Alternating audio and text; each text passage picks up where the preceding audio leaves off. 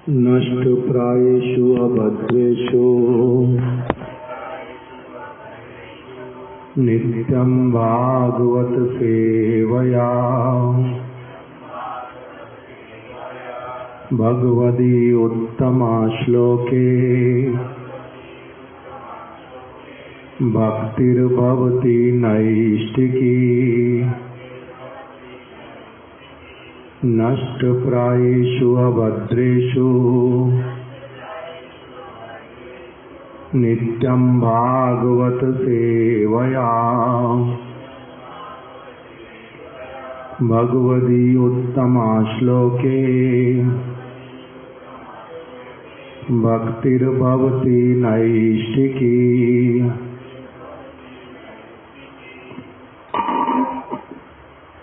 श्री कृष्ण चैतन्य प्रभु नित्यानंद श्री अद्वैत गदाधर श्रीवासादि गौर भक्त वृंद। हरे कृष्णा कृष्णा कृष्णा हरे हरे, हरे राम राम राम हरे हरे।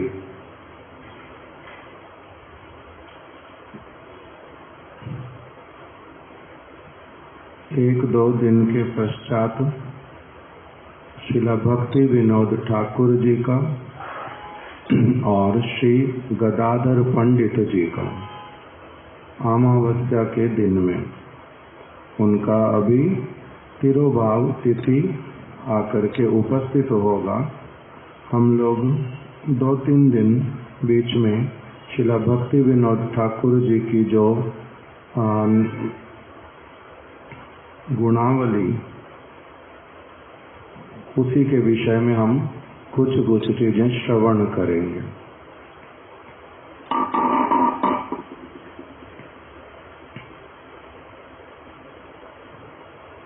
जैव धर्म ग्रंथ के अंतर्गत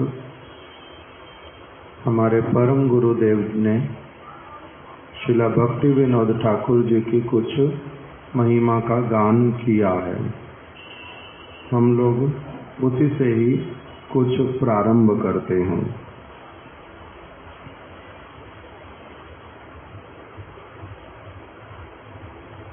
जैव धर्म ग्रंथ की प्रस्तावना हमारे परम गुरुदेव जी ने लिखी। ए भाई, इसमें बैटरी नहीं है शायद, मेरे को जैव धर्म ग्रंथ ही ला के दे दो।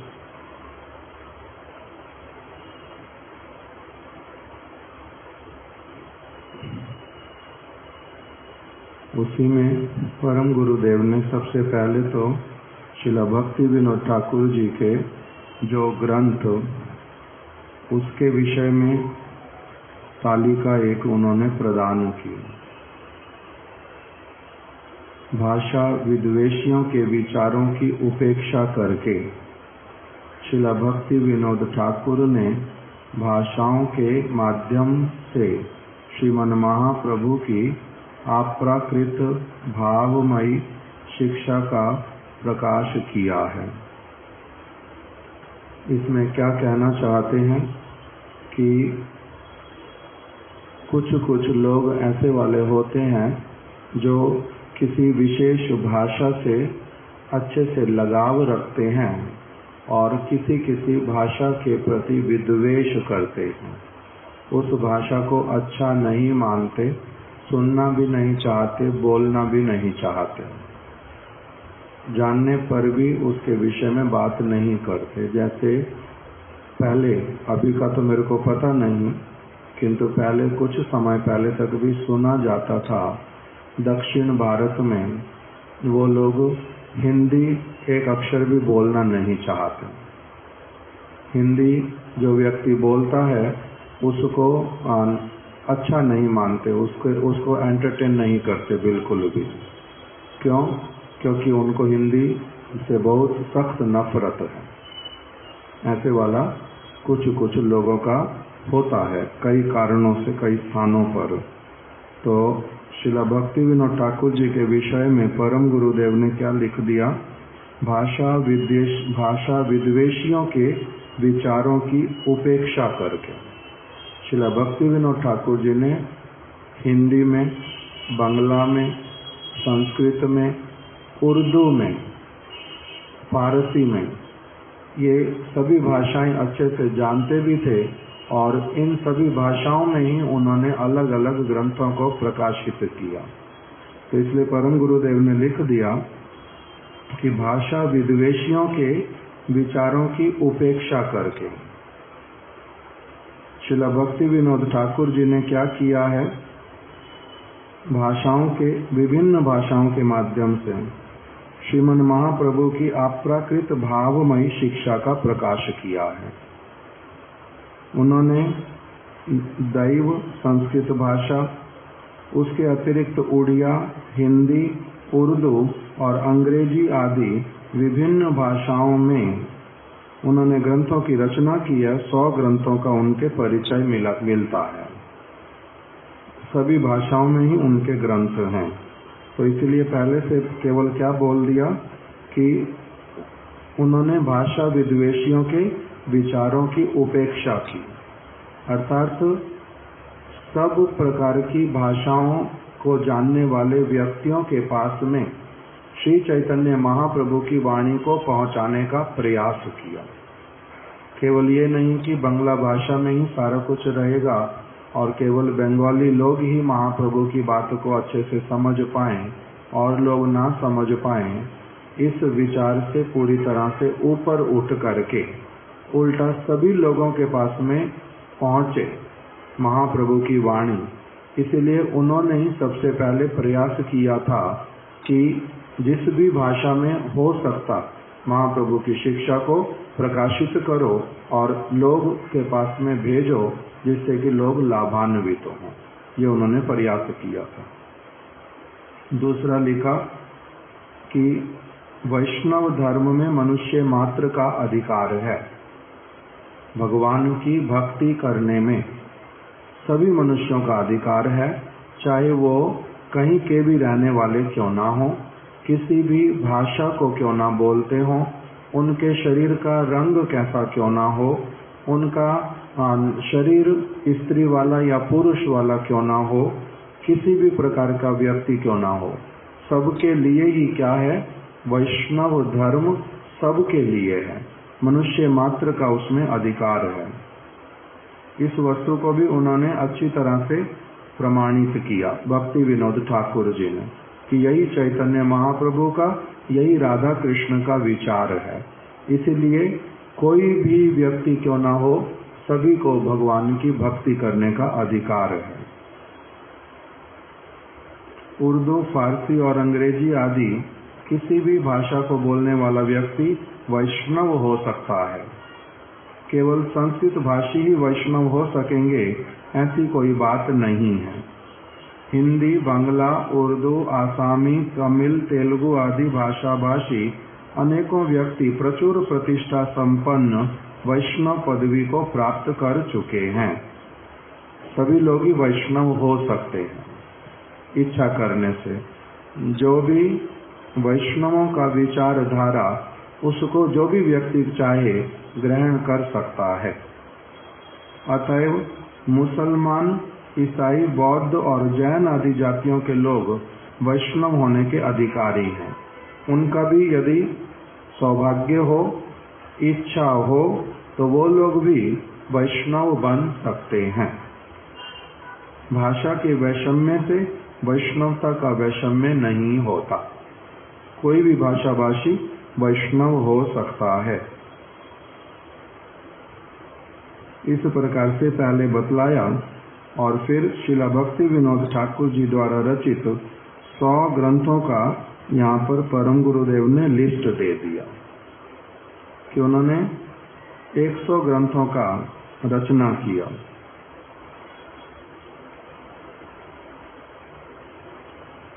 उसके बाद कह रहे हैं, उपरोक्त ग्रंथ तालिका को देखकर यह सहज ही अनुमान किया जा सकता है कि ग्रंथकार विभिन्न भाषाओं के पारदर्शी सुपंडित थे। श्रील भक्ति विनोद ठाकुर जी के विषय में हमने सुनना प्रारंभ किया। उन्हीं के विषय में बतला रहे हैं परम गुरुदेव कि जिस प्रकार से उन्होंने ग्रंथों का रचना किया, उनके ग्रंथों को देखने से ही पता चलता है कि ग्रंथकार विभिन्न भाषाओं के पारदर्शी सुपंडित थे। उनके इसीलिए उनके लेखक का जो जीवन है उस पे मैं प्रकाश डालना चाहता हूँ। वे पाश्चात्य शिक्षा के धुरंधर विद्वान होने पर भी पाश्चात्य प्रभाव से सर्वथा मुक्त थे।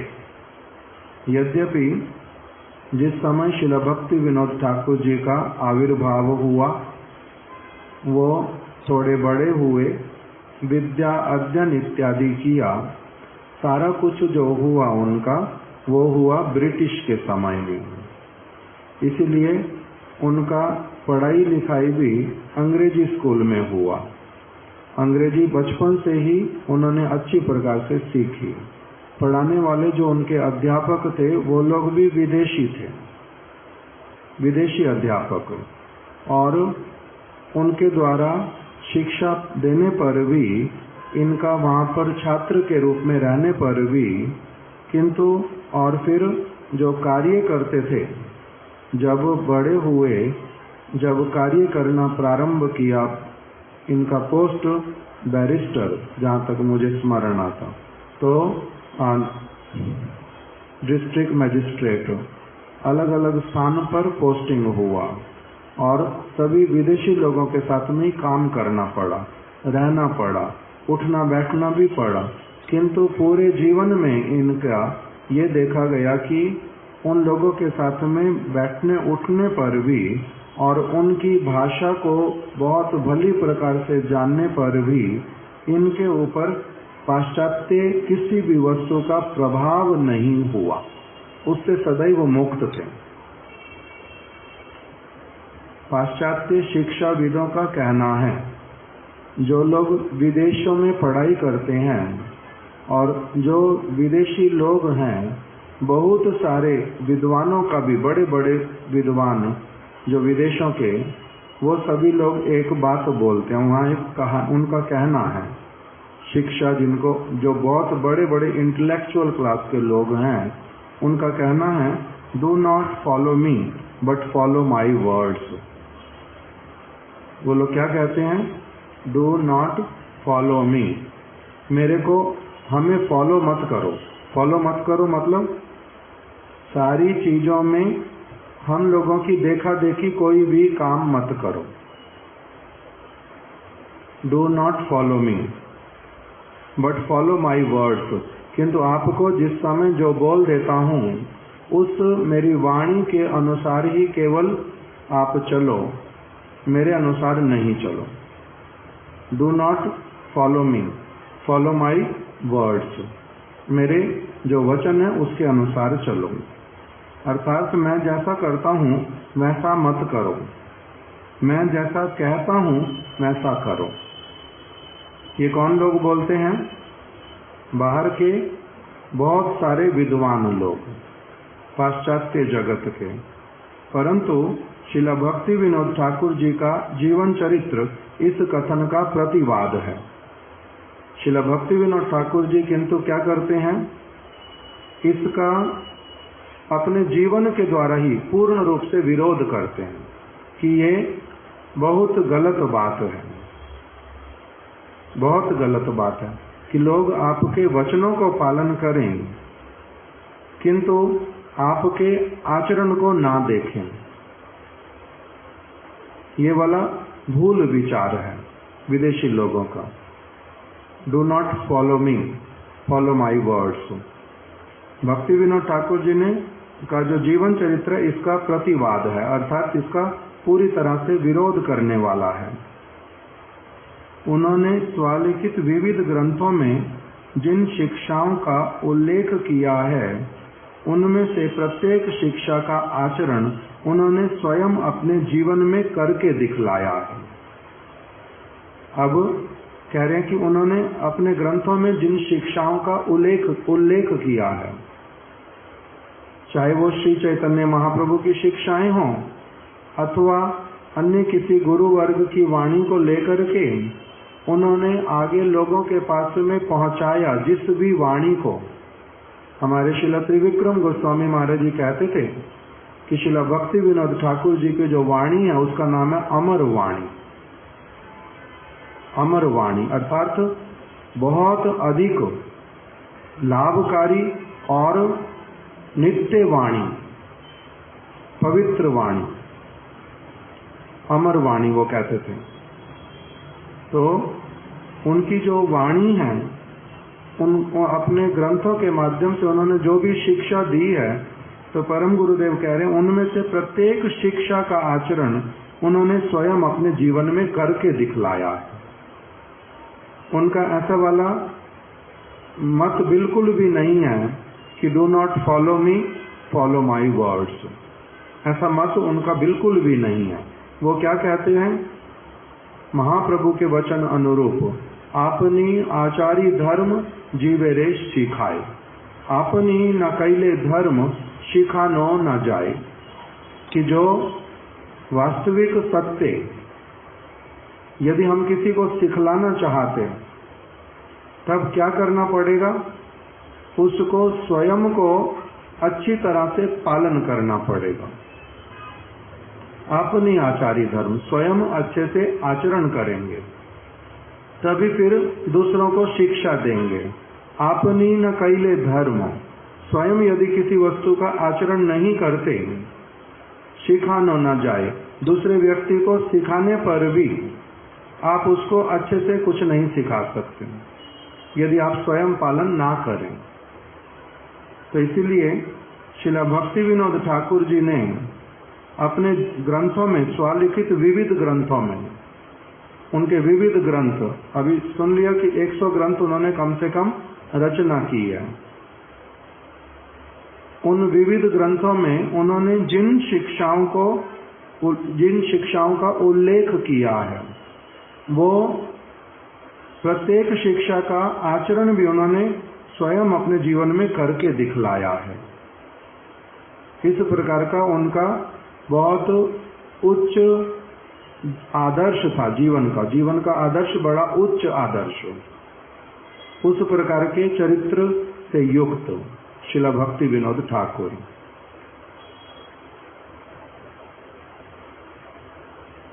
इसीलिए उनकी शिक्षा और भजन रीति को जो उन्होंने लिखा, जो उनका वचन है, उनकी ग्रंथों के माध्यम से जो शिक्षा दी है, वही शिक्षा ही उनकी भजन रीति है। भजन करने की रीति क्या होता है, जिस प्रकार से सब कुछ करते थे, भजन की रीति उनकी वही है जो उन्होंने स्वयं लिख करके भी दिया है, वही उनकी भजन की रीति है। और उसी का नाम क्या है, भक्ति विनोद धारा। श्रील भक्ति विनोद ठाकुर जी को कहते हैं गौड़िया मठ के मूल पुरुष, अर्थात उन्होंने गौड़िया मठ का जो सारा प्लान वो उन्होंने किया था और उसको फिर जो स्ट्रक्चर्ड फॉर्म दिया वो दिया शिला भक्ति विनोद ठाकुर जी ने, तो प्रभुपाद जी ने स्ट्रक्चर्ड जो उसको फॉर्म दिया। किंतु जो प्लान किया पूरा कि किस तरह से परिक्रमाओं का प्रारंभ करो, ग्रंथों का प्रकाशन करो, दैव वर्णाश्रम धर्म का स्थापन करो, स्थान स्थान पर जाकर के इष्ट गोष्ठी करो, अनेक विचार, अपने भजन को निर्जन भजन करने जाकर के महाप्रभु की वाणी के प्रचार में कुछ कमी नहीं करना, ऐसा प्रभुपाद जी को उन्होंने आदेश किया था।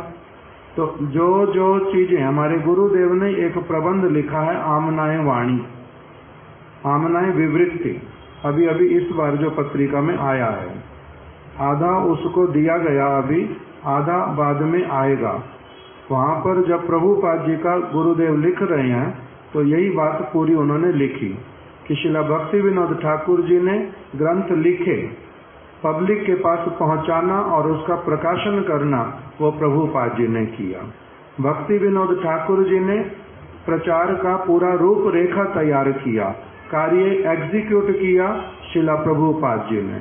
ऐसे करके एक एक करके वहां पर लिखा कि भक्ति विनोद ठाकुर जी ने जो जो अभिलाषा की थी उनकी उन अभिलाषाओं को शिला प्रभुपाद जी ने अपना सर्वस्व देकर के पालन किया। तो इसलिए उनकी जो शिक्षा, जो शिला भक्ति विनोद ठाकुर जी ने शिक्षा दी ग्रंथों के माध्यम से, उनकी भजन इसीलिए उनकी शिक्षा और भजन रीति को भक्ति विनोद धारा कहते हैं। और इसके विषय में सब समय क्या विचार हमारे गुरुवर्ग बोलते हैं कि भक्ति विनोद धारा कभी भी रुद्ध नहीं होएगी। रुद्ध नहीं होएगी का अर्थ, रुद्ध होने का अर्थ क्या होता है? उसमें कहीं पर भी कभी वो बंद नहीं होएगी, वो बंद नहीं होएगी भक्ति विनोद धारा। क्यों? क्योंकि वो ऐसी वाली धारा है जो नित्य काल के लिए नित्य धारा के साथ में सब समय संयुक्त, और इसीलिए वो नित्य काल रहने वाली। वो भक्ति विनोद धारा कभी भी रुद्ध होएगी नहीं। भक्ति विनोद धारा कहते हैं उसको, जो उनकी शिक्षा और भजन रीति, उसी का नाम भक्ति विनोद धारा। उनके ग्रंथों में एक भी ऐसी बात नहीं है जिसका उन्होंने स्वयं पालन ना किया हो। अतएव उनकी लेखनी और जीवनी, करनी और कथनी एक ही है। परम गुरुदेव ने क्या कंक्लूड किया कि उनकी लेखनी और उनकी जीवनी, उसमें अंतर ही नहीं है। यदि उनकी लेखनी कोई पढ़ रहा है तो इसीलिए अपने आप से उसमें समझ लेना कि ये क्या है, उनकी जीवनी है। उनकी लेखनी ही उनकी जीवनी है। जो कुछ भी वो लिख रहे हैं उसका अर्थ क्या है कि वो स्वयं उसको भली प्रकार से पालन करके, लाभान्वित होके, अनुभव पूर्ण रूप में प्राप्त करके तभी उस वाणी को दूसरे व्यक्तियों के लिए प्रस्तुत कर रहे हैं। इसलिए उनकी लेखनी और उनकी जीवनी, उसमें अंतर ही नहीं है, एक ही बात है। उनकी करनी और कथनी एक ही है। नहीं तो क्या होता है, जिसकी करनी और कथनी अलग अलग होती है उसको क्या कहते हैं? जिसकी कथनी और करनी अलग अलग होती है उसको क्या कहते हैं? ये सांप है, इसकी दो जिह्वाएं हैं। सांप की दो जिह्वा होती हैं, इसे बोलते हैं सांप है।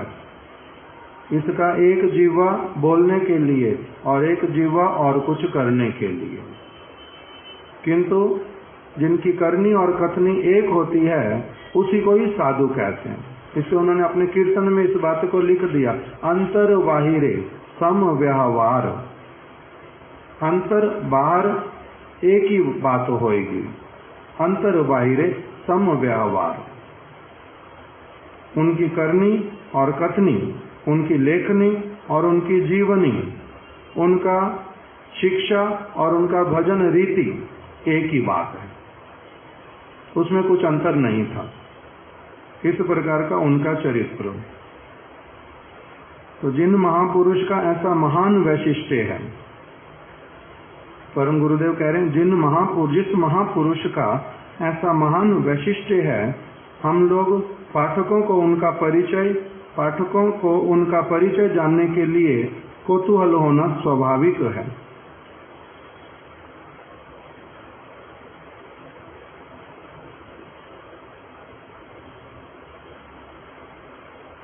तो उनके विषय में थोड़ा सा परम गुरुदेव ने प्रारंभ किया कि ऐसे वाले आदर्शवान जो महापुरुष, उनकी थोड़ी थोड़ी बातें हम लोग यहाँ पर कुछ श्रवण करेंगे। अतिमर्त्य महापुरुषों के संबंध में आलोचना करते समय साधारण मनुष्यों के जन्म, मृत्यु और स्थिति काल की भांति विचार करना भूल होगा, क्योंकि महापुरुष गण जन्म और मृत्यु से परे होते हैं। सबसे पहले तो परम गुरुदेव ने वार्न किया, क्या कह करके? अतिमर्त्य महापुरुष। अतिमर्त्य शब्द का अर्थ क्या होता है?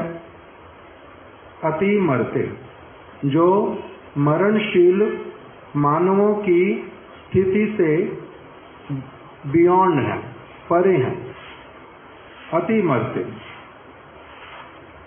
जिनका इस प्रकार का माटिया बुद्धि जिनके प्रति नहीं करते, हार्ड मांस के बने हुए, पंच भौतिक तत्वों के बने हुए, जिनके विषय में ये विचार कभी नहीं किया जाता, अति मरते, जिनका जो मृत्यु इत्यादि वाली समस्त वस्तुओं से परे की चीज है, अति मरते, जो अप्राकृत कलेवर युक्त महत पुरुष हैं, उनको कहते हैं अति मरते। अति मरते महापुरुषों के संबंध में जब आलोचना की जाती है, आलोचना मतलब चर्चा, जब चर्चा करते हैं तो उनकी चर्चा साधारण मनुष्यों के जैसी नहीं होती कि कब इनका जन्म हुआ। जैसे क्या होता है जब लोग मर जाते हैं, किसी के चौथे दिन, किसी के 13वें दिन क्या करते हैं, शोक सभा।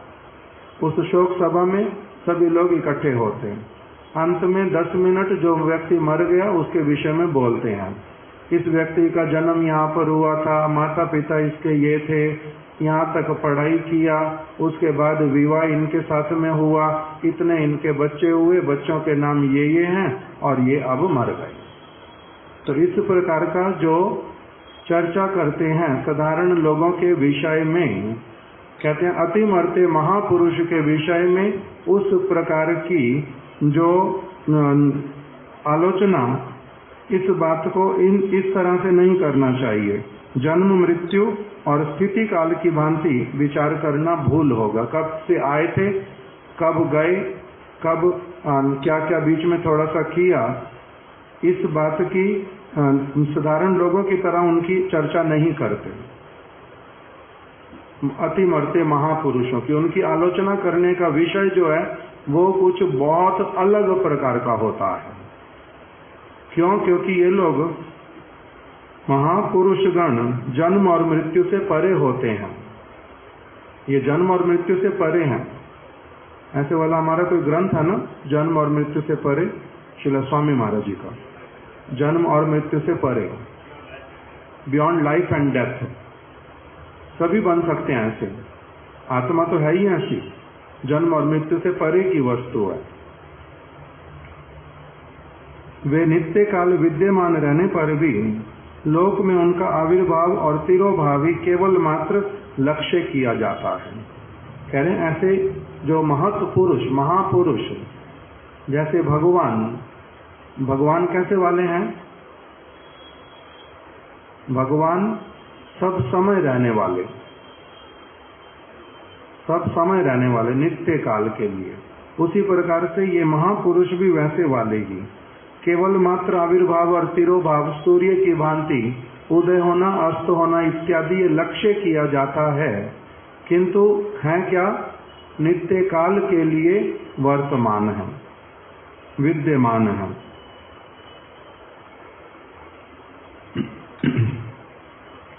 श्रील भक्ति विनोद ठाकुर ने 18 चैत्र 1245 बंगाब्द, इंग्लिश में 2 सितंबर 1838 में रविवार को पश्चिम बंगाल के नदिया जिले के अंतर्गत श्री गौर आविर्भाव स्थली श्रीधाम मायापुर के सन्निकट वीरनगर नामक ग्राम में अति उच्च कुल में आविर्भूत होकर गौड़िया गगन को प्रोद्भाषित किया था। श्रील भक्ति विनोद ठाकुर जी ने इस जगत में आविर्भूत होकर के उन्होंने क्या किया है? गौड़िया गगन को, अर्थात गौड़ीय वैष्णवों का जो गगन, इसका अर्थ क्या होता है? जिस आकाश के नीचे गौड़िया वैष्णवगण रहते हैं, गौड़िया गगन के नीचे, क्योंकि दोनों वस्तुएं चाहिए होती हैं, एक गगन और दूसरा पृथ्वी। यही तो, पृथ्वी पर रहेंगे और ऊपर क्या होगा? आकाश होगा। तो गौड़िया गगन अर्थात जैसे ये वाला जो आकाश है, ये क्या करता है? सूर्य उदित कराते हैं। आकाश में क्या होता है? सूर्य उदित होता है और फिर सर्वत्र प्रकाश कर देते हैं, ताप पहुंचाते हैं। कभी चंद्र उदित होता है वहां पर और शीतलता देता है, तारे इत्यादि आते हैं और वो भी अपना सौंदर्य आकाश का जो है वो बढ़ा देते हैं।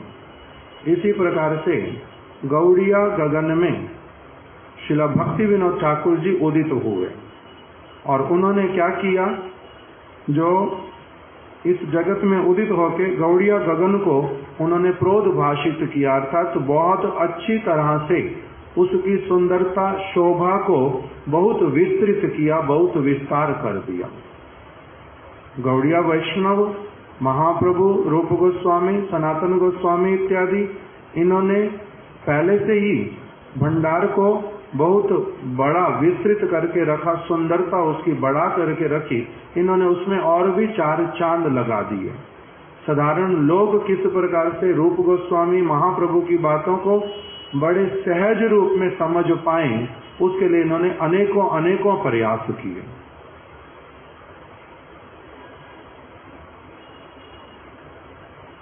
और 23 जून 1914 ईस्वी को कलकत्ता महानगरी में तिरोहित होकर के श्री गौड़िया वैष्णवों के परम आराध्य श्री गांधार्विका गिरिधारी की मध्याह्न लीला में प्रवेश किया।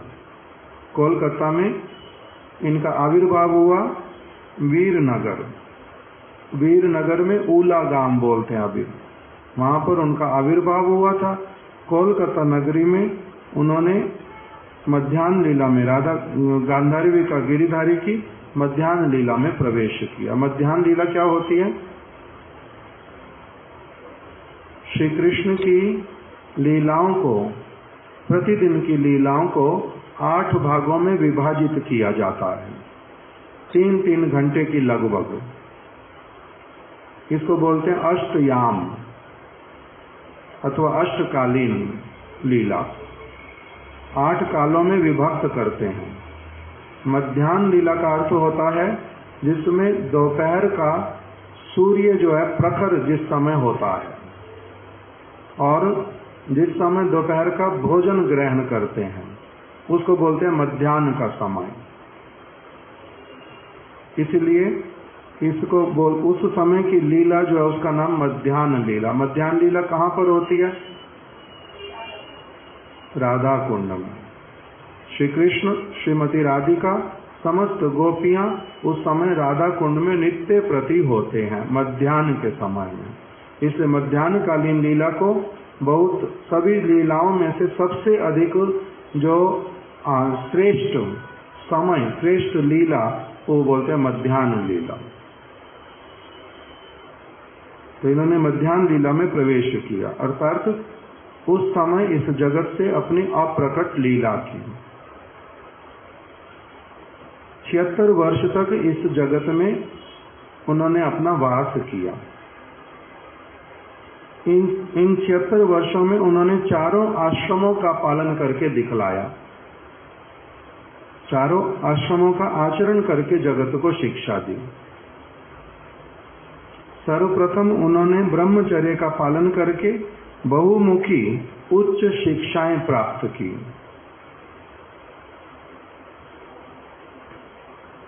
बाल्य अवस्था से ही जब इन श्रील भक्ति विनोद ठाकुर जी का एक स्वलिखित लेखनी मिलता है जिसको बोलते हैं ऑटोबायोग्राफी, स्वयं जिसको लिखा उन्होंने।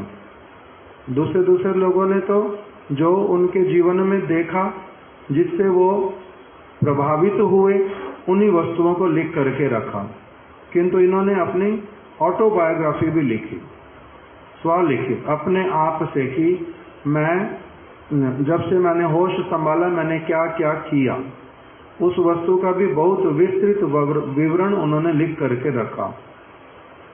तो उसी के अंतर्गत पता चलता है कि उन्होंने कैसे कैसे कहाँ पर शिक्षा प्राप्त की और किस तरह से पारमार्थिक शिक्षा को भी बहुत गुरुत्व दिया और उसके विषय में भी बहुत अधिक स्क्रूटिनाइजली उसमें भी उनका प्रवेश किया उन्होंने, छोटी से छोटी बात को। जैसे बताया कि अपने आप लिख रहे हैं कि जिस समय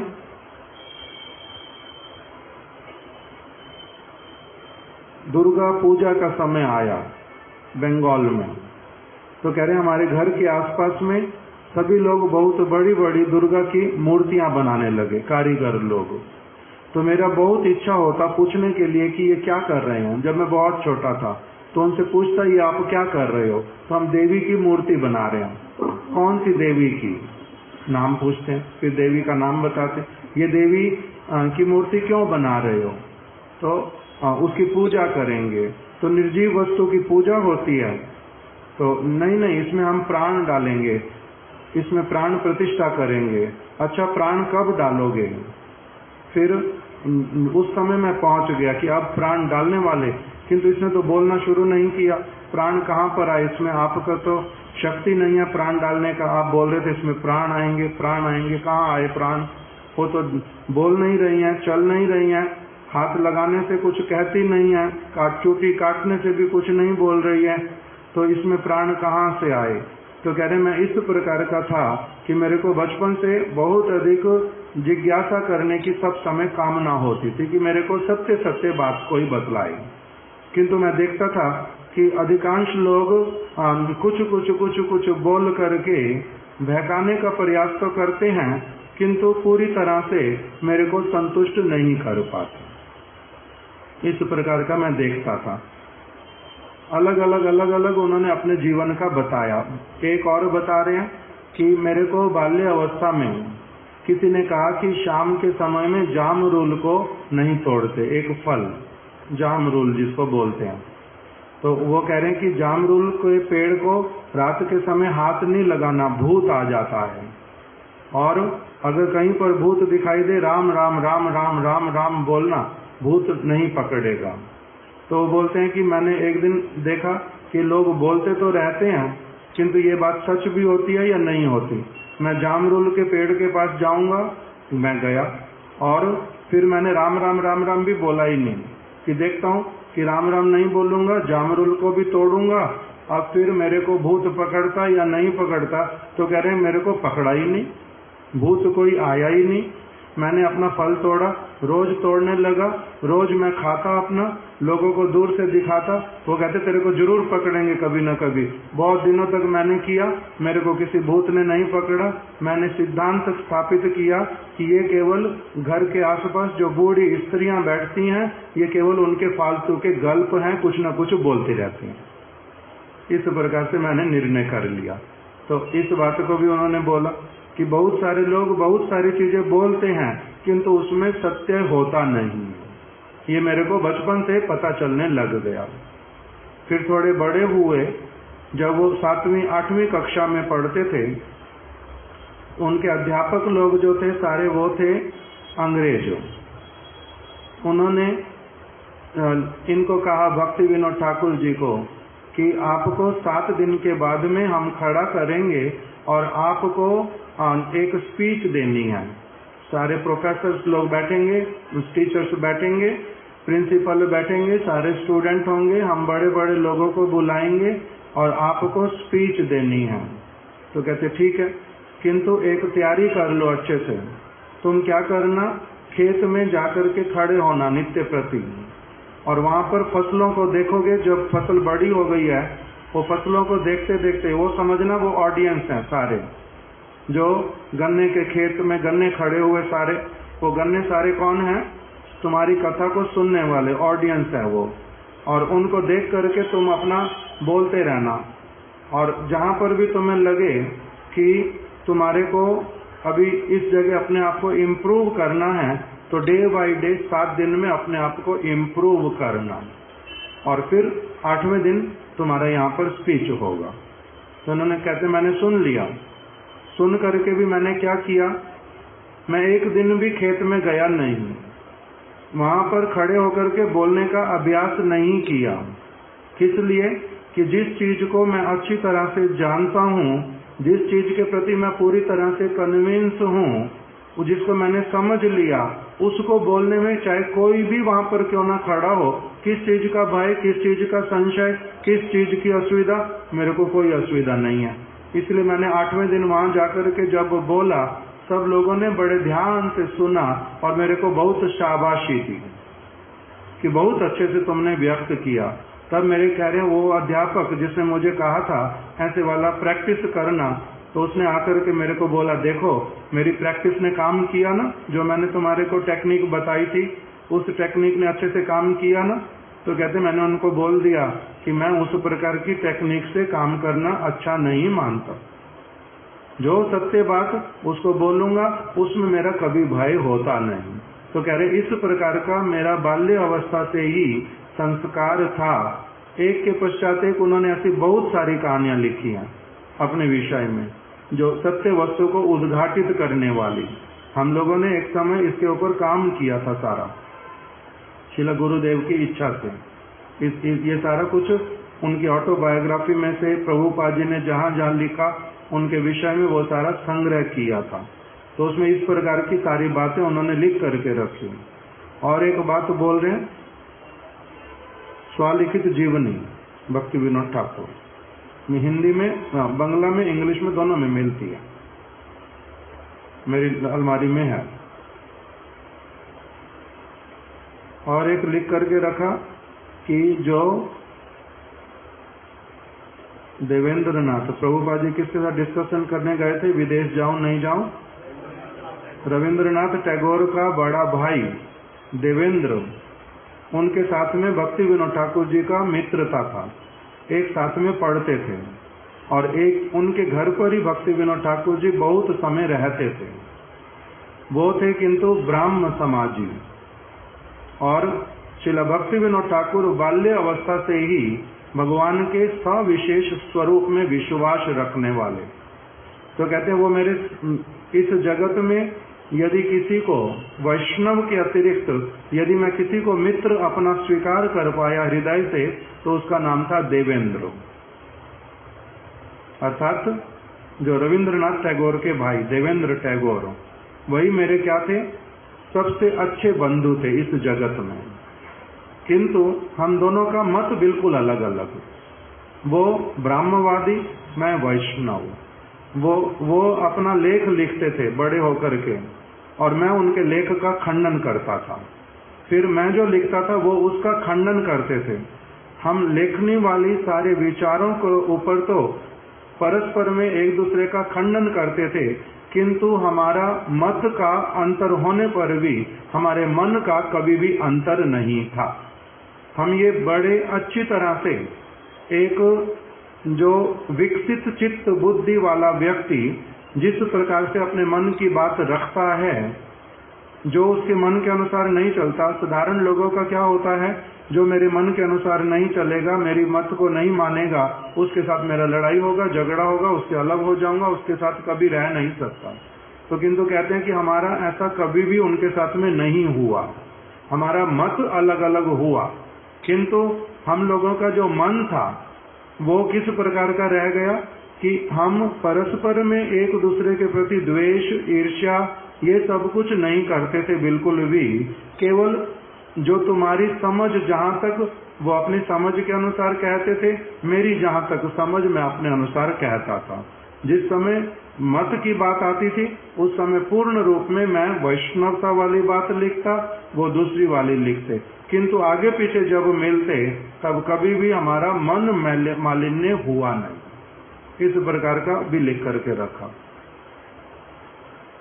उनके विषय में बड़ी एक, जैसे उनकी एक ही पंक्ति उसके विषय में लिखी, किंतु वो पंक्ति बड़ी एकदम से उनकी हृदय की भावना को दिखलाने वाली कि यदि इस जगत में कोई हार्ड मांस इत्यादि का बना हुआ मनुष्य जिसको मैं कहूं कि मेरा बंधु, तो वो एकमात्र देवेंद्र टैगोर। उस प्रकार से उनके प्रति एक अच्छी भावना से लिख करके रखा।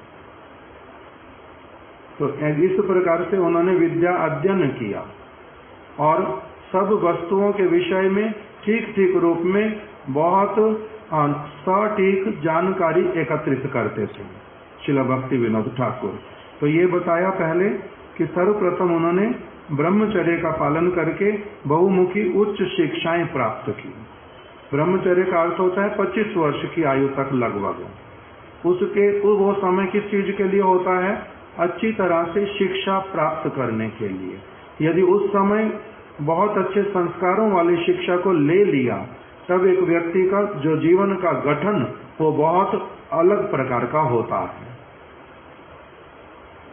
उसके बाद में कह रहे हैं, गारस्थ्य जीवन में सद उपाय से अर्थो उपार्जन करके कुटुंब का भरण पोषण करने का जो आदर्श दिखलाया है वह प्रत्येक ग्रस्त के लिए अनुसरणीय है। कह रहे हैं कि जिस समय उन्होंने गृहस्थ आश्रम में प्रवेश किया और सरकारी कार्य में रत हुए डिस्ट्रिक्ट मजिस्ट्रेट के रूप में, तो उस समय उन्होंने सद उपाय से अर्थोपार्जन किया। कभी भी ब्राइब लेकर के, चीटिंग करके, किसी भी और प्रकार से दूसरे व्यक्ति को धोखा दे करके अथवा कुछ भी और करके वैसे वाला कभी भी अर्थ उपार्जन नहीं किया। सद उपाय से अर्थ उपार्जन किया। इससे क्या लाभ होता है? जो भी व्यक्ति अपने सद उपाय से जो अर्थ उपार्जन करता है उसमें एक व्यक्ति का वो जो धन आता है वो अपने साथ में सुख और शांति इस प्रकार की वस्तुओं को लेके आता है, अच्छे संस्कारों को लेके आता है, क्योंकि आपने क्या किया है? परिश्रम किया है और जो उसके लिए बनता था उस वो आपको मिला है। उसी के साथ में संतुष्ट रह करके जो व्यक्ति सब कुछ करता है इसको कहते हैं ये पुण्य जीवी। ये पापों की कमाई नहीं लाता। चंडीगढ़ में हम लोग महाराज जी के साथ जाते थे, एक वैद्यनी के घर पे, माता जी उसके घर पे जाते थे। उसका पुत्र भी प्रैक्टिस करता था आयुर्वेद का, तो अपनी टेबल उनकी रखी, उसमें औषधियां रखी बहुत सारी, उसमें एक वचन सब समय लिखा रहता था। उसको मैं जब भी जाता था महाराज जी के साथ सब समय पढ़ता था। उसमें लिखा रहता था, पाप कमाई लाए घर में रोग और शोक, अब क्यों पछताता है मूर्ख अपनी करनी भोग। क्या मतलब निकला कि जो भी रोगी आया है हमारे पास में वो रोते रोते आया, मेरा ये रोग ये ठीक कर दो, ये वाला रोग ये ठीक कर दो। तो कह रहे हैं कि रोग हुआ क्यों? पाप कमाई लाए घर में रोग और शोक। पाप की कमाई जो खाता है उसके घर में क्या आता है? रोग और शोक। शोक मतलब दुख, ऐसी कोई चीजें होती रहती जिसके कारण उनको सब समय मन जो है वो दुखी दुखी रहेगा। बातों को स्मरण करके, ये चीज थी वो हमारी गुम गई, ये चीज थी वो मर गई, ये चीज थी चोरी हो गई, इसके कारण दुखी जो होता रहेगा, इसको कहते शोक। तो पाप कमाई लाए घर में रोग और शोक, रोग लाता है, शोक भी लाता है। अब क्यों पछताता है मूर्ख? हे मूर्ख, अब क्यों पछताता है? करते समय सोचना चाहिए था। उस समय तो तूने सोचा नहीं, पाप की कमाई ले ली, खा ली, बच्चों को भी दे दी। अब जब ये बीमारी ने घेरा तब क्या बचता है तेरा करने के लिए? अब क्यों पछताता है मूर्ख अपनी करनी भोग।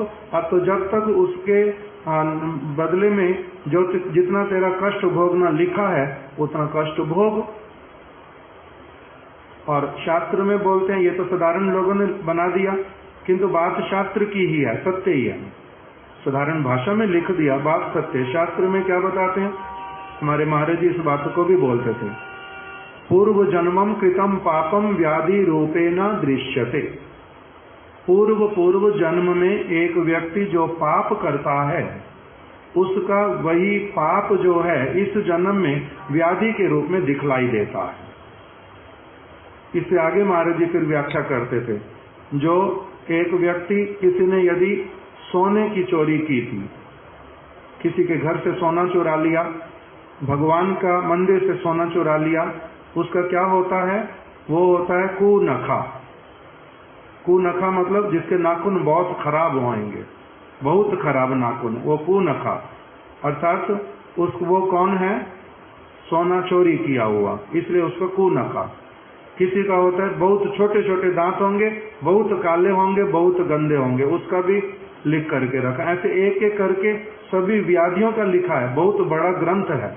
हमारे गुरु महाराज जी भी बोलते थे कि मैंने उस ग्रंथ को एक बार पूरा देखा कि बड़ी सारी चीजें उसमें लिखी, किसके अंग प्रत्यंग देखने से ही बता देंगे ये कौन कौन से पाप करके आया हुआ। फिर एक महाराज जी बोलते थे, महाराज जी तो श्लोक बोलते थे, मेरे को श्लोक स्मरण नहीं है, उसमें आता था चर्म रोग जिसको बुरी तरह से होता है, उसका क्या दोष हुआ पिछले जन्मों में? गुरु पत्नी गामी।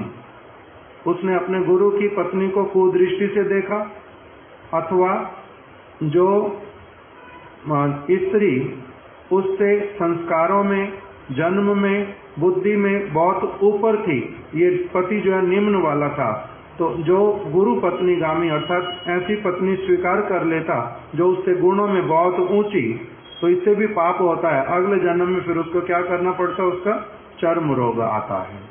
तो ये जो पाप इत्यादि की क्रिया जो करते समय तो पता चलता नहीं, किंतु जब उसका फल आता है तब एक व्यक्ति क्या होता है? फिर दुखी होता है।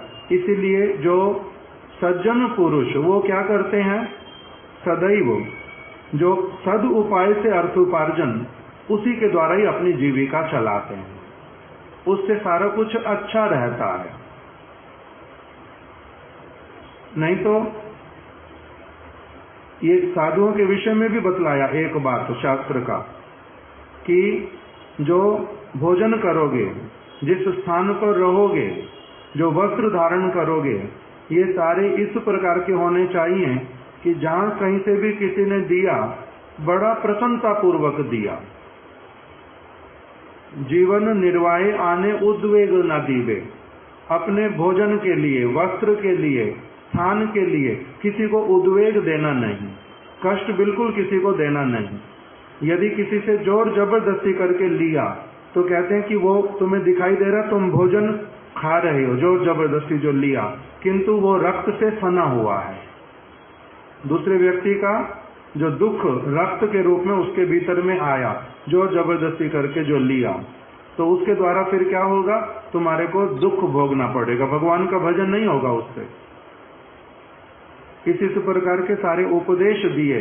तो कह रहे श्रीला भक्ति विनोद ठाकुर जी ने जिस समय गृहस्थ आश्रम में प्रवेश किया, कार्य करना प्रारंभ किया, बहुत ऊंची पोस्ट पर भी थे, ब्राइब जितनी चाहते इकट्ठी कर सकते थे, किंतु उन्होंने कभी उस तरफ अपने बुद्धि को नहीं लगाया। सब समय के लिए सद उपाय से अर्थ उपार्जन किया। इसलिए उनकी संतान जो हैं प्रभुपाद जी किस प्रकार के हुए? एकदम से सच्चरित्र वैष्णव, बहुत उच्च आदर्श से युक्त संस्कारों वाले, कभी भी किसी निम्न वस्तु की तरफ एक मुहूर्त भी अपना एनर्जी नहीं देने वाले, सब समय बड़े ऊंचे आदर्श को रखने वाले। जयपुर में मैं एक बार गया हुआ था, वहाँ हमारा एक प्रभु है ना राधा रमन, हमारे साथ पहले यहाँ पर रहता भी था, अभी जयपुर में रहता, राधा रमन प्रभु। उसके घर पे गया, उसके पिताजी और दादी सभी लोग बैठे हुए थे, परिवार के सदस्य। उसके पिताजी ऐसे वाले पोस्ट पर थे, अभी तो रिटायर्ड हैं, ऐसी वाली पोस्ट पर थे। वो कहते मैं एक दिन में अगर चाहता 2 लाख रुपए ऊपर से बना करके ले आ सकता था, ब्राइब अंडर द टेबल लोग मेरे को दे देते, मेरा बहुत कमाई कर सकता था। किंतु मेरा घर अभी देखो इतना अच्छा नहीं है, मेरा घर इतना अच्छा नहीं है, पुराने स्टाइल का है, और पैसा भी हमारे हाथ में बहुत अधिक नहीं है।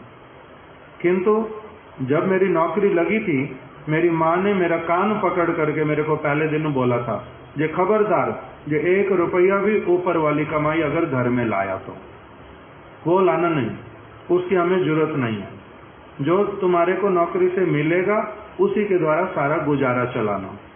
तो इन्होंने कहा इससे फायदा क्या होगा, मैं तो गरीब रह जाऊंगा, बाकी लोग सारे पैसा लेते हैं, वो तो बड़े अमीर हो जाएंगे। तो कहते हैं कि तू गरीब रहेगा कोई बात नहीं, किंतु तेरी पत्नी, तेरे बच्चे जो हैं वो संस्कारी होंगे, आज्ञाकारी होंगे, वो खराब काम करने वाले, लोगों को कष्ट पहुंचाने वाले, आसुरिक वृत्ति वाले नहीं होंगे, अच्छे वाले होंगे। तो इसलिए तुम इस प्रकार का पैसा घर में बिल्कुल मत लाना। तो बड़े गर्व के साथ में कह रहे थे कि मेरा घर भले ही छोटा हो किंतु मेरे बच्चे सारे बड़े संस्कारी। इस प्रकार से मतलब एक प्राइड फील करके वो बोल रहे थे। तो इसी बात को अभी आजकल लोग इसको प्राइड बोलते हैं, इसको मूर्खता बताते हैं। ये मूर्ख है, पागल है, इतना पैसे कमाई कर सकता था, कर लेना चाहिए था। क्यों? इसलिए फिर लोग पैसा कमाई कर लेते, किंतु वास्तविक अच्छे संस्कार और सुख और शोक इत्यादि, उनका शोक दूर होता नहीं, दुख भी दूर होता नहीं। क्यों? पाप कमाई लाए घर में। तो इसलिए इस वस्तु को प्राचीन लोग जो हैं और जो वास्तविक सद वैष्णव होने की कामना करते हैं, उनके लिए ये निर्देश दिए इन्होंने अपने जीवन के द्वारा कि क्या करना चाहिए। सद उपाय से ही अर्थ उपार्जन करना चाहिए, उसी से कुटुंब का भरण पोषण करना चाहिए, वही आदर्श, यही आइडल है। इसी पर जीवन चला ही जाएगा। कोई सब समय थोड़ा नहीं रहने के लिए आए हैं, चाहे जितना बड़ा सेठ हो जाए, चाहे जितना निर्धन हो जाए, जाना तो पड़ेगा समय आने पर। तो इसीलिए बीच में कह रहे हैं कि ये लोभ करके, धन का लोभ करके और किसी चीज का लोभ करके कभी भी कुछ नहीं करा उन्होंने अपने जीवन में। इसलिए परम गुरुदेव कह रहे हैं कि उनका इस प्रकार का जो आदर्श, ये प्रत्येक गृहस्थ के लिए अनुसरणीय है। इसका अनुसरण करना चाहिए, इस वस्तु को जीवन में अपनाना चाहिए। ये बहुत अच्छी वस्तु है। इसी समय उन्होंने अंग्रेजी राजत्व में शासन एवं विचार विभाग के एक विशिष्ट उच्च पदस्थ कर्मचारी, गजेटेड ऑफिसर के रूप में सारे भारतवर्ष का भ्रमण किया था। एक समय इनको पोस्ट कौन सी दी गई? डिस्ट्रिक्ट मजिस्ट्रेट की। एक समय में उनकी पोस्ट क्या थी? Gazetted officer. ये सारी क्या होते हैं मेरे को ठीक से पता नहीं, किंतु बड़ी पोस्ट है, इतना पता है। गजेटेड क्या होता है? ऐसे गजेट किसको कहते हैं? शब्द तो सुना हुआ बार बार, गैजेट आ गया बोलते हैं ना, गजेटेड ऑफिसर। लॉ बनता है जिस समय, या तो रेजोल्यूशन पास हो जाता है, तब उसका जो लिस्ट आता है उसको बोलते हैं गजेट।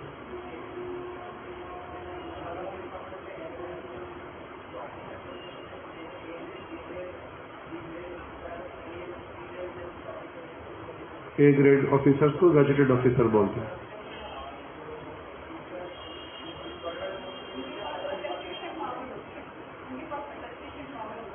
पावर होती है।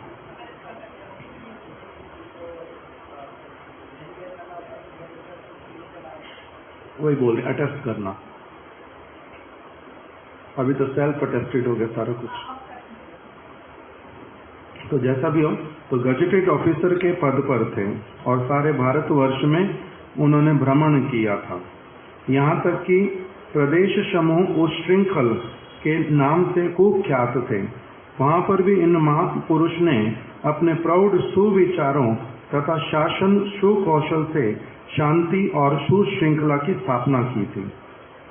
इस बात को हमारे गुरुदेव और अधिक खोल करके समझाते थे कि राधा कुंड इत्यादि वाला स्थान, सूर्य कुंड का स्थान, मथुरा वृंदावन का सारा स्थान, उस समय एक प्रकार के लोग थे, गुरुदेव जो बोलते थे उनका नाम बोलते थे ये कंजर लोग हैं।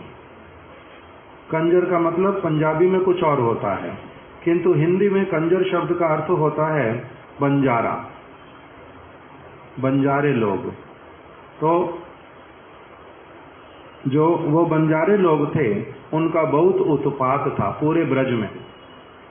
कोई भी यात्री आता था उनको लूटे बिना, उनको परेशान किए बिना कभी नहीं छोड़ते थे। तो इसलिए बहुत कम लोग आते थे, बहुत सोच समझ के आते थे, बड़े बड़े ग्रुप्स में आते थे, नहीं तो बहुत असुविधाएं होती थी। तो भक्ति विनोद ठाकुर जी ने यहाँ पर ब्रज में रह करके उन सारे लोगों को भी पूरी तरह से खदेड़ा था। उसके बाद से फिर शांति होनी प्रारंभ हुई थी, ये वाला गुरुदेव बताते थे। दूसरा, जगन्नाथपुरी के पास में एक व्यक्ति था जिसने अपना उत्पात मचाया हुआ था बहुत अधिक। विश्व किशन नाम का योगी, वो जटाएं ऐसे ऐसे करेगा तो आग निकलेगी, कोई पास में जाएगा तो उसको जलाएगा, कोई कुछ कहेगा तो बड़ा परेशानी करेगा। वो गांव की स्त्रियों को सबको इकट्ठा करके रास लीला करेगा, मदिरा पान करता, ना जाने क्या क्या करता था। तो उसको ब्रिटिश सरकार उसका कुछ नहीं कर पाती थी, बहुत भयभीत होती थी उससे, किंतु असुविधा भी होती थी पूरे भुवनेश्वर, पुरी इत्यादि वाले स्थान पर। तो भक्ति विनोद ठाकुर जी स्वयं उसके पास गए थे। वो देखने से साथ साथ में बोल दिया कि तुम भक्ति विनोद, मेरे को जो है तुम कुछ करने के लिए आए हो, किंतु दूर रहो मेरे से, नहीं तो तुम्हारा मैं देखो क्या क्या कर सकता हूँ। किंतु भक्ति विनोद ठाकुर जी भयभीत हुए नहीं, उसको पकड़ करके लेकर के आगे जेल में डाल दिया, और फिर उसकी शिखाओं में ही उसका सारा शक्ति। तो इसलिए उसकी शिखाओं को क्या करो, जटाओं को जला दो, नहीं तो शेविंग कर दो, उसकी पूरी मुंडन कर दो। कौन मुंडन करने जाएगा? जो भी नाई को भेजते हैं वो एकदम से आग निकालता है, सारे भाग जाते, डरते हैं। भक्ति विनोद ठाकुर ने अपने हाथ में उस तरह लेकर के उसका मुंडन कर दिया, तब कुछ नहीं कर पाया, उनके आगे उसका चलन नहीं। किंतु उसने फिर बोला उनको, ये अपने घर में जाके देख तेरा क्या क्या आज होता है। तो भक्ति विनोद ठाकुर जी की जो 2-3 संतान, वो उनको हो गया पेचिश, हैजा, वॉमिट भी कर रहे हैं और लूज मोशन भी है साथ साथ में, और ऐसा है कि बचेंगे नहीं बिल्कुल भी। भक्ति विनोद ठाकुर तब भी भयभीत हुए नहीं, हरि नाम अपना करते रहे। और अगले दिन फिर उसमें लिखा हुआ उन्होंने स्वलिखित जीवनी में, अगले दिन अपने आप सारा कुछ ठीक हो गया, और उस विष किशन को मैंने अच्छे से, जो उसका दंड बनता था उसको अच्छे से दंड दिलवाया। इस प्रकार की सारी अलग अलग व्यवस्थाएं। जगन्नाथपुरी जो मंदिर, जगन्नाथ मंदिर, वहां पर अभी जो भोग राग होता है, ये सारा लिख करके भक्ति विनोद ठाकुर जी ने पूरा दिया था कि किस समय में क्या क्या भोग लगेगा, कौन सी ऋतु में कौन सा भोग लगेगा, सुबह कौन सा, दोपहर को कौन सा। पहले विश्रृंखलता करते थे, परस्पर में लड़ाई झगड़ा करते थे, कभी कुछ बनता कभी कुछ नहीं बनता। इन्होंने सारा उसको व्यवस्थित करवाया था। वहां पर भी बहुत समय रहे थे। और वहां पर एक मंडप है, उसको बोलते मुक्ति मंडप, वो भक्ति विनोद ठाकुर जी ने उसके साथ थोड़ी दूसरी दूर पर लक्ष्मी जी के सामने, महालक्ष्मी के सामने, वहां पर स्थापित किया भक्ति मंडप कि जगन्नाथ देव के यहाँ पर मुक्ति का क्या काम, भक्ति मंडप का स्थापना करो। भक्ति मंडप बनाया, और उनके बड़े सारे कंट्रीब्यूशन। इसी प्रकार से यहाँ पर लिखा कि उनके जो विचार थे वो कैसे थे, प्रौढ़ सुविचार, सुविचार थे, किंतु कैसे वाले, एकदम से प्राउड। प्राउड का मतलब इसको बोलते हैं कैसे वाले विचार हैं इनके।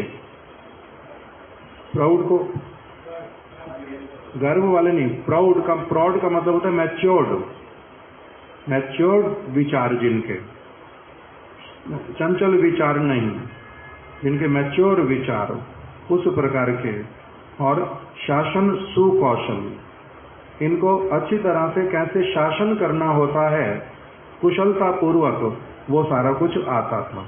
इस प्रकार से इन्होंने अनेक स्थानों पर उस गृहस्थ आश्रम में जब कार्य में भी रत थे, अपने घर का भरण पोषण भी करते थे, उस समय ये बताया। और आगे अभी और लिखा हुआ है कि कैसे वो उसी समय भी कैसे अपना नियमित रूप से हरि नाम करना, नियमित रूप से ग्रंथ लिखना, और नियमित रूप से जो भोजन इत्यादि करना, अपने बालकों को बैठ करके कीर्तन इत्यादि करवाना, वो सारा कुछ भी उनका सब समय गृहस्थ आश्रम में आदर्श स्वरूप रहा। उसको भी लिख करके रखा है। हम लोग इसको अब कल श्रवण करेंगे आगे। श्रील भक्ति विनोद ठाकुर जी की जय। श्रील परम गुरुदेव की जय। वांछा कल्पतरुभ्यश्च कृपा सिंधुभ्य एव च